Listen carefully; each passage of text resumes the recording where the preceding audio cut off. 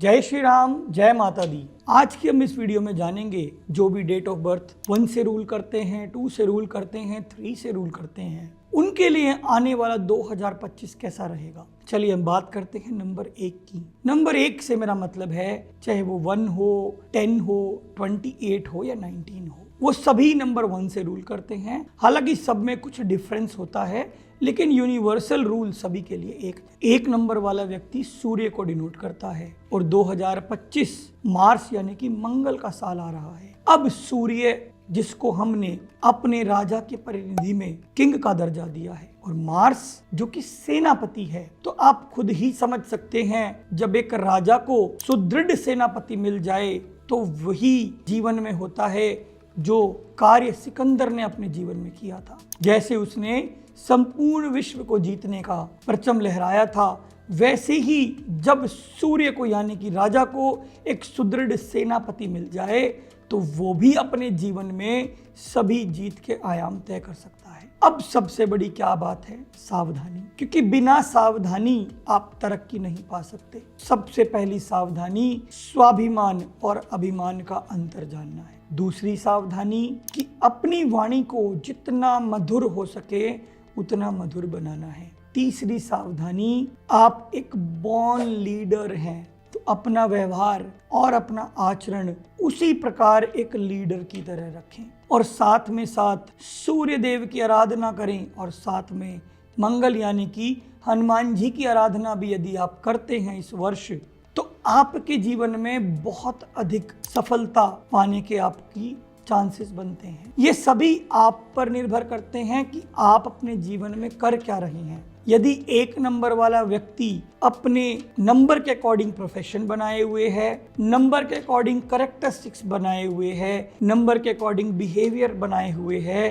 तो मैं नहीं समझता कि उसके जीवन में आने वाला साल कोई भी किसी भी तरह की परेशानी लाएगा। अब हम बात करते हैं नंबर 2 की। नंबर 2 चंद्रमा का है। अगर एलिमेंट देखें तो वाटर एलिमेंट है। अब हम नंबर 9 की देखें जो कि 2025 का टोटल 9 बनता है, वो मार्स का है। मंगल ग्रह फायर को यानी कि फायर एलिमेंट को दर्शाता। अब यहाँ थोड़ा सा इम्बैलेंस है, लेकिन यदि अगर हम सावधानियां अपनाएं और दोनों के ट्रेड्स को कुछ मिला जुला कर यदि अपना साल निकालेंगे तो ये साल भी उनका बहुत हद तक बैलेंस ईयर ही निकलेगा। अब नंबर 2 की विशेषता क्या है? सबसे पहले केयरिंग है। नंबर 9 इंसानियत को दर्शाता है, यानी कि उसके अंदर आत्मीयता का भाव होता है, वो एक दूसरे के भावों को समझते हैं। नंबर 2 वाले के अंदर भी वही स्थिति है। अब नंबर 2 वाला क्या है, थोड़ा ओवर मूडी होता है, मूड स्विंग्स जल्दी होते हैं क्योंकि चंद्रमा का प्रभाव बनता है। 15 दिन घटता है, 15 दिन बढ़ता है। उसी प्रकार उनकी ऊर्जा भी 15 दिन बढ़ती घटती है, उनके मूड स्विंग्स भी कम ज़्यादा होते हैं। अब ऐसे में क्या होगा, यदि 9 की पावर मूड स्विंग्स को मिलेगी, यानी कि 1 के अंदर पहले ही मूड स्विंग्स है, अब उसके अंदर एग्रेशन भी आ गया तो वो एग्रेसिव मूड स्विंग्स हो जाएंगे। तो ऐसे में क्या होगा, हो सकता है व्यक्ति अपनी रिश्तेदारी में कोई कड़वाहट पैदा कर ले, अपने सबऑर्डिनेट्स या अपने सीनियर के साथ झगड़ा कर ले, तो उसके लिए सावधानी क्या है, अपने मूड स्विंग्स पर काम करे। दूसरा, अपने इंट्यूशंस की यानी कि अपनी गट की सुने, जो भी उसके अंदर भावनाएं आ रही हैं उसको सुने। तीसरा, इस साल वो ज़्यादा से ज़्यादा काम करे लोगों की देखभाल के लिए, केयरिंग के लिए, उनका ध्यान रखने के लिए। साथ ही साथ मंगल देव यानी कि हनुमान जी की आराधना करे। तो ये साल भी उसका मैं समझता हूँ, क्योंकि चंद्रमा है, पैसा तो लाएगा, मंगल है, एनर्जी, पैशन, आपका एंथुसियाज्म। तो क्या होगा, जब आपके अंदर मेहनत करने की इच्छा होगी, काम करने की इच्छा होगी, तो तरक्की तो निश्चित है। सिर्फ और सिर्फ यदि आपको ध्यान रखना है, केवल और केवल अपने मूड स्विंग्स पर ध्यान रखना है, यदि आप उस पर काम करते हैं तो ये साल आपके लिए बहुत हद तक बेहतर, खुशहाली, तरक्की और समृद्धि का साल ही रहेगा। अब हम बात करते हैं नंबर 3 की। नंबर 3 जो कि बृहस्पति का है, गुरु का है। अब एक ऐसा व्यक्ति जिसके पास ज्ञान भी है और ऊर्जा भी है, कुछ कर गुजरने का साहस भी है, तो आप खुद ही समझिए, जब व्यक्ति के पास स्किल भी है और पावर भी है तो पावरफुल स्किल बन जाती है।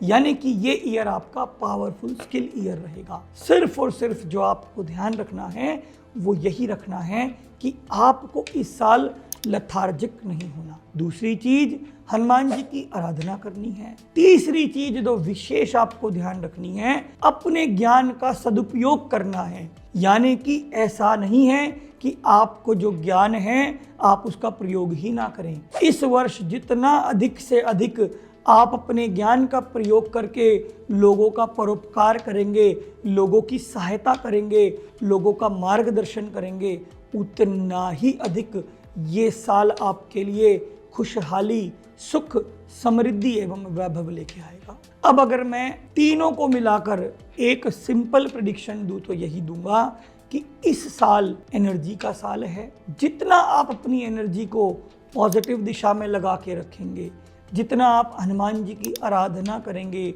हनुमान चालीसा का पाठ करें, संकट मोचन का पाठ करें, हो सकता है तो मंगलवार शनिवार हनुमान मंदिर जाकर चमेली के तेल का दीपक जलाकर अपने सभी कर्मों की क्षमा मांगे और अपनी इच्छाओं को व्यक्त करें, तो मैं नहीं समझता कि चाहे 1 नंबर है, 2 नंबर है, 3 नंबर हैं, तीनों का ही साल व्यवस्थित रूप से निकलेगा। निर्भर ये करता है कि आपने किस मार्ग का चुनाव किया है। इन्हीं शब्दों के साथ मैं अपनी वाणी को विराम देता हूं। जय श्री राम, जय माता दी।